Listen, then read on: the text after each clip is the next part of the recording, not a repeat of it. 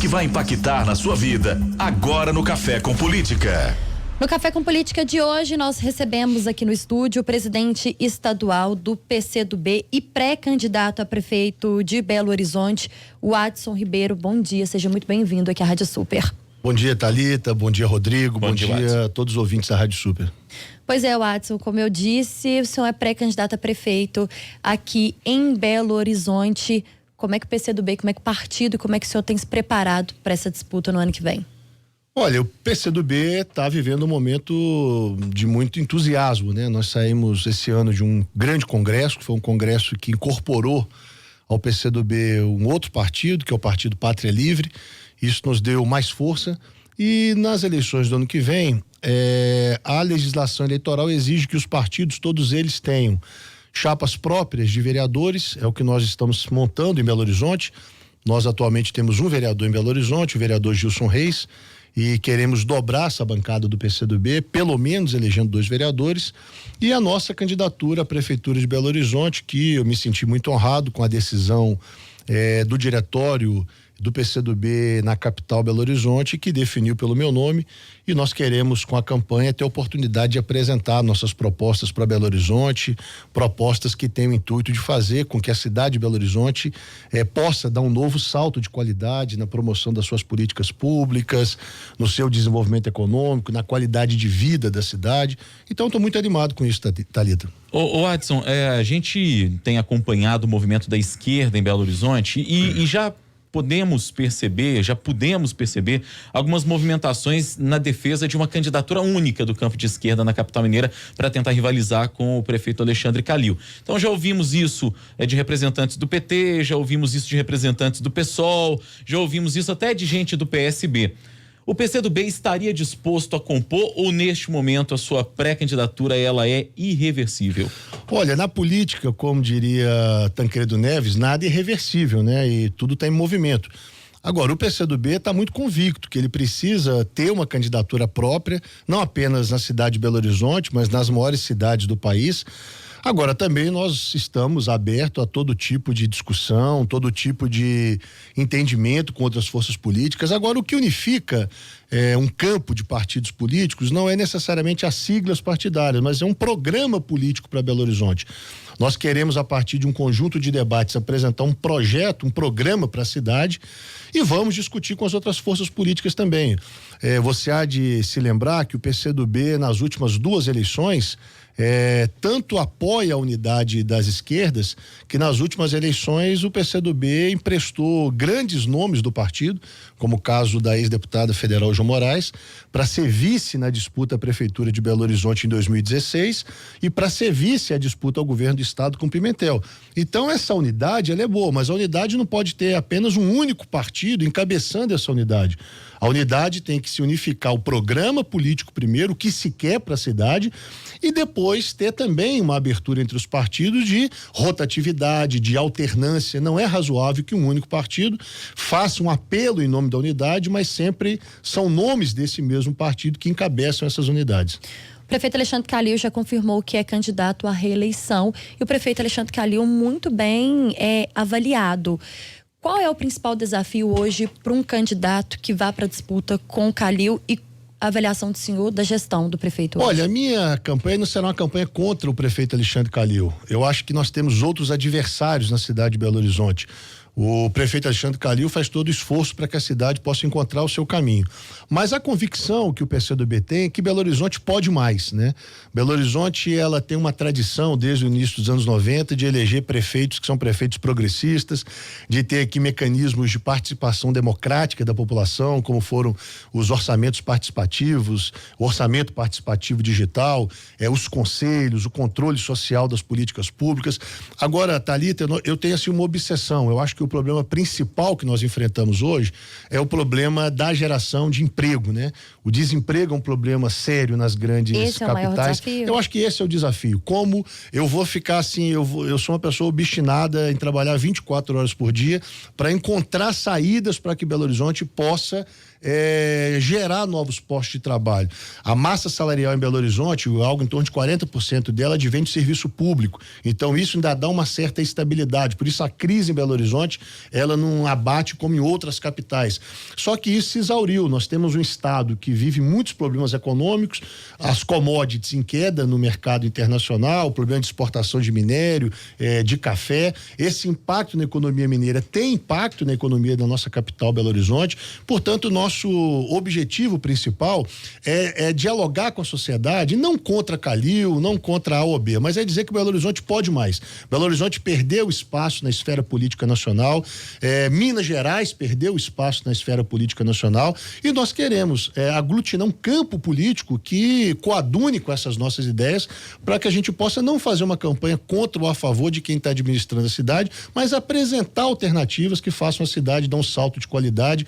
Eu acredito que Belo Horizonte possa viver um período espetacular, como ela já viveu num passado recente, com administrações que fizeram a cidade ter um papel de mais destaque nacionalmente, ter uma economia mais pujante, ter níveis maiores de emprego. Eu acho que esse é o meu objetivo principal. Você foi deputado federal, Adson, e a sua trajetória política, ela é muito ligada à cidade de Juiz de Fora também, não é? Sempre muito bem votado na cidade de Juiz de Fora e salvo engano, você é natural de Juiz de Fora, não é? Como convencer o Belo Horizontino de que o Adson Ribeiro pode ser prefeito de Belo Horizonte, mesmo com essa ligação com Juiz de Fora? Olha, um dos melhores prefeitos de Belo Horizonte foi Juscelino Kubitschek, que é de Diamantina, né? Belo Horizonte é essa capital que abraça todos os mineiros. Eu vivo em Belo Horizonte já há quase 15 anos, nessa minha vida política, como deputado federal, como secretário executivo do Ministério do Esporte, como secretário de Estado, ouvidor-geral de Estado. Então eu tenho uma vida muito presente em Belo Horizonte, em que pese eu ser natural de Juiz de Fora, e nós queremos isso, ou seja, fazer com que a campanha possa resgatar essa questão da política com P maiúsculo, né? É muito triste o que a gente assiste hoje no Brasil. Em 2016 e 2018 coroou isso, que é uma propaganda da contrapolítica, né? Eu fiquei vendo hoje pela manhã um vídeo do governador de Minas, que ele, para justificar a privatização das empresas no estado, por 10 vezes ele ataca os políticos. Olha, um governador do estado, ele é o quê? Ele é uma figura política, né? Agora, nós precisamos resgatar a boa política no estado. Então, eu quero ter oportunidade no ano que vem de fazer esse debate, ou seja, nós temos uma geração de brasileiros que precisa ter uma compreensão diferente do que é a política, compreender que não há democracia sem política. O Brasil vive problemas hoje profundos em função de uma crise política profunda, e eu acho que a minha campanha também vai ser essa oportunidade de dialogar o momento político que o Brasil vive, de dialogar o momento político e econômico que o estado de Minas vive, e de fazer um debate sobre a importância de prevalecer a boa política, né? E não essa política que tem afastado a maioria das pessoas das decisões políticas e tem eleito representantes que não tem nada a ver com a vida pública, desconhecem o aparato do Estado, desconhecem a política e podem conduzir o Brasil para um precipício sem volta. Você está criticando aí a postura do governador Romeu Zema, mas se vier a ser realmente candidato e em sendo candidato for eleito, vai enfrentar, digamos assim, o governador Romeu Zema, que ainda vai ser governador de Minas, o presidente Jair Bolsonaro, e ambos estão num campo completamente oposto ao campo político do PCdoB no espectro político.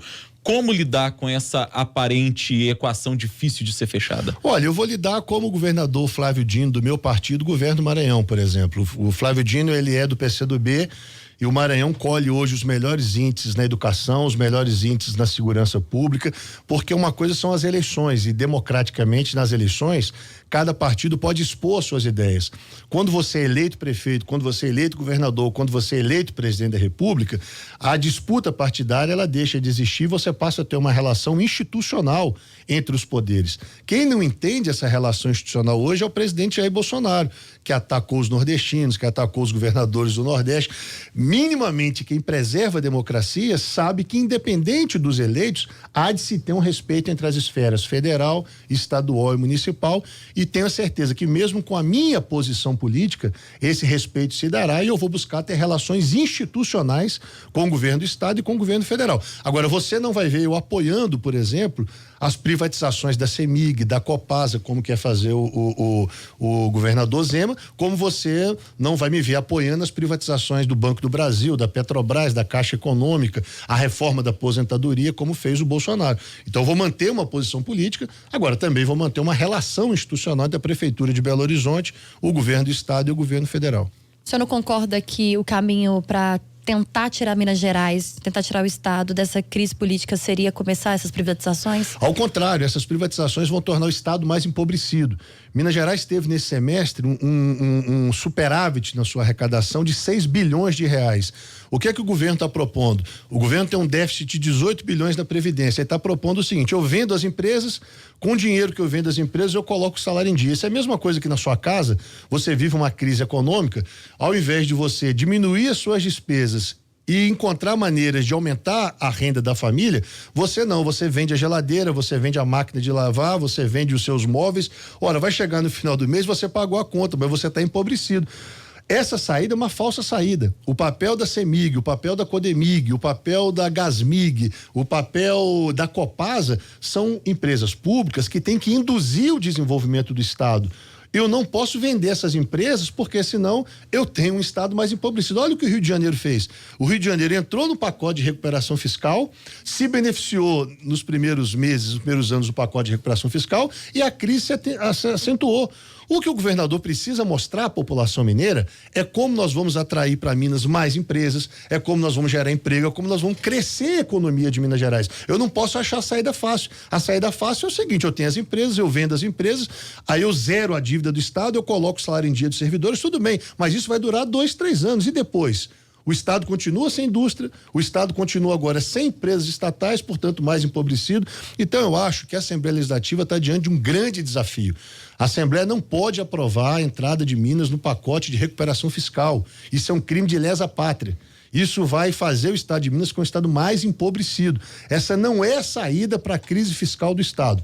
A situação do estado ela é grave, economicamente é grave, mas não tem saída fácil. Nós precisamos juntar o estado, encontrar formas, como eu disse aqui, de atrair investimentos, de atrair empresas, de crescer a economia, de gerar empregos. Se eu aplico aqui uma política ortodoxa, no sentido de privatizar tudo, de penalizar servidor e achar que isso vai resolver o problema estrutural da economia mineira, eu acho que essa é uma falsa saída. Vamos para a hora do bate-pronto. No Café com Política, hora do bate-pronto. São perguntas objetivas com respostas objetivas. Ai, meu Deus. Para começar, por que é tão difícil unir a esquerda em Belo Horizonte? Eu não acho difícil unir a esquerda. A esquerda tem que estar aberta na sua união, não ter apenas um partido encabeçando essa unidade. Maior desafio da capital mineira? Geração de emprego. Gestão Alexandre Calil. Média. PT e PCdoB, juntos ou separados? Queremos juntos com apoio do PT. Governo Zema. Muito ruim. Governo Bolsonaro. Péssimo. O Adson Ribeiro, ele é o presidente estadual do PCdoB, pré-candidato à Prefeitura de Belo Horizonte pelo partido, nosso convidado de hoje aqui no Café com Política. Gostaria de agradecer a sua participação e a sua presença, foi um prazer recebê-lo. Eu que agradeço, Rodrigo, Thalita e todos os ouvintes da Rádio Super.